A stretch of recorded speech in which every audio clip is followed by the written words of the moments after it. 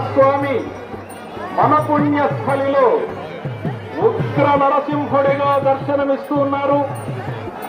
శ్రీవారి బ్రహ్మరథోత్సవ కార్యక్రమం దాదాపు 15 రోజుల పాటు జరిగే ఈ కార్యక్రమంలో ఈ రోజు బ్రహ్మరథోత్సవం ఆరంభం కాబోతున్నది.